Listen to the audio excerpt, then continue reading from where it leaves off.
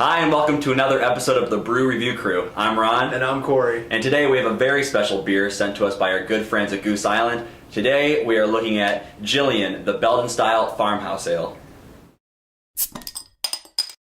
Glub, glub, glub, glub, glub, glub, glub, glub, glub, glub, glub. Gillian is a barrel-aged sour. It starts out as a saison, and it's made with a Belgian and champagne yeast. But during fermentation, they add 10,000 pounds of strawberries and 4,000 pounds of honey and white pepper. And then it's aged in wine barrels, and this is actually a sister to the very popular Halia and part of the Four Sisters program. Right. The Four Sisters program is something that Goose Island is doing. There are four total. There's Lolita, Juliet. Those were kind of the two first original sisters, and now comes Gillian and Halia. Since Anheuser-Busch kind of bought them out, or they decided to sell to them, people thought that they would kind of go downhill and become more of a mass-produced. Yeah, a lot of people don't even view them as craft anymore. Right, and what kind of happened was it actually let them be more creative, because they got all of their flagship beers and stuff they had to spend a lot of time producing out of the way, like their IPA and their 312 and their honkers and all that. Mm-hmm. And it allowed them to focus a little bit more on stuff like Gillian and the Four Sisters and all those good creative projects that they, as brewers deep down really want to do. Yeah, like especially the really hyper popular Bourbon County, which you can't even get your hands on. They're so sought after. Right. So I think that's a good point, that even though they were bought by AB, they're still making some high quality craft beer. So yeah, let's pop this open and take a taste of Gillian. Okay, so let's take a look at this beer here. Take a look at Gillian. It's nice and really cloudy. I mean, it's a good golden straw color, kind of like you'd expect from a saison, but just, I mean, you can't even see through the glass from one side to the next. No. Probably, it's that good Belgian style. It's that farmhouse, really rustic. Mm-hmm.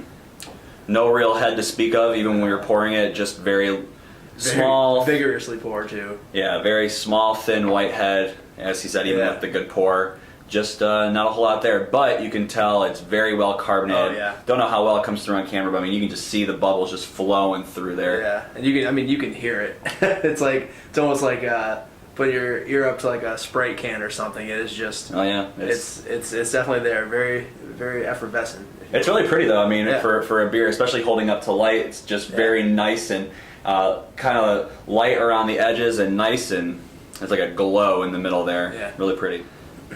All right, so let's check out how this thing smells. Yeah. Definitely a lot of fruit on the nose. Yeah. It's almost alcohol-y a little bit too. Yep, I was gonna say it reminds me of like a screwdriver you'd get at a wedding, like that orange, citrusy, yet kind of alcohol-y kind of aroma to it. Mm-hmm. It's a little yeasty, a little funky, that farmhouse ale style. It's going to be that way. Yeah, you definitely get that classic Belgian style sort of funk to it, that sort of like candy, sugary funk. Yeah. It definitely smells like a classic sour. It's got, that good lactic or Brett bite to it. Yeah, it smells pretty good. I'm pretty excited to dig into this bad boy. Yeah. So let's do it. Cheers. Cheers. Man.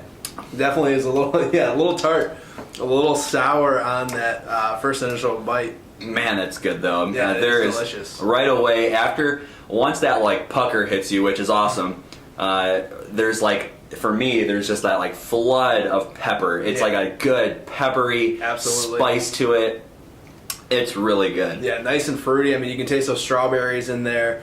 It's really bright. As we said, it's definitely well carbonated. Yeah. Usually when I'm having a Belgian style, that yeasty flavor kind of stays with it. Right. But this one, not too much. I mean, it's there, but for me, what's staying in my mouth is just that pepper. Yeah. And I'm a big fan of pepper personally. I just love what that adds to anything, and especially in this. I mean, this is good. Yeah, this is really good. Really good. Again, it's really sweet and kind of tart at the same time, which was a nice balance there. I really enjoy that. Yeah, I mean, I'm definitely picking up the strawberries as well. A little honey. Yeah, I wasn't getting the strawberries at first, but just right there at the end, in the back of the mouth, just that sweetness and almost like a warmth from. It's almost like like eating an unripe strawberry. It's kind of tart and acidic, but you still get that fruity flavor to it as well. It reminds me a lot of like that Special K strawberry cereal. Oh, yeah, when you get one of those strawberries, it just that added It's little like those cardboard strawberries. Yeah, but they're good, and it tastes like they just tossed a whole like truckload of those strawberries into this, and yeah, I didn't get it at first, but it's definitely there. Yeah. All right, so final thoughts, conclusion time. Corey, what do you think? I have to give this one a high A. I mean, this is up in that 98 range and above. It's perfectly executed. It's sour, but it's sweet. It's got a lot of fruit flavor, some pepper. It's really complex, and I just really enjoyed it a lot. Yeah, I'm right with you. I'm at like a 97, 98. I really can't think of what else they could really improve on. I mean, Right. in terms of the style, it's spot on with the nose, with the Yeah. appearance. It's bright, but not to the point where it tastes like you're drinking Sprite or something. I mean, it's just really well done. I mean, for people who are giving crap to Goose Island, I mean, you can say what you want about being bought out or whatever, but the people who are in the brewery, in the brew house doing this stuff, they're doing it right. I mean, regardless of who owns them, they're making fantastic beer. Yeah. I mean, I can't wait to try the other members to the Four Sisters program. Yeah. I've got the Halia sitting in the fridge, and I just can't wait to bust that thing out. Absolutely. And we'll have an article on that too, and maybe even another video, because this is good. I mean, they come with a hefty price tag. Oh yeah. Thank you, Anna, for letting us sample this without having to go search around the world and find it. And big thanks to big Goose thanks. Island for sending this to us. And I mean, I think at the store they go for around $30 for a bottle. And I would say normally I'm not a big spender on beer in terms of like just single bottles. I like to keep it. Oh, absolutely worth the price. Oh yeah, but if I was going to, if I was going to do something for a special occasion and I wanted to really have a good craft beer, this is a contender. Yeah. I mean, this is something that everyone should go out and try. If you see it, bite the bullet. If you got it in your budget, pick it up, because it's good. And if you happen to find it out at a bar, get as much of it as they let you. Yeah. All right, everybody, thank you so much for joining us again. This is episode number 2, and hopefully of many, many more to come.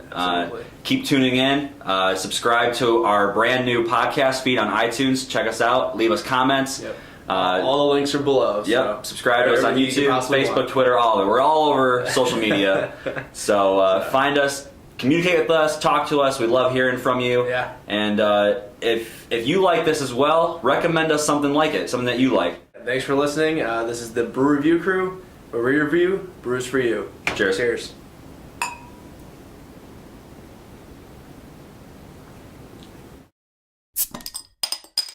Glub glub glub glub glub glub glub glub glub glub glub.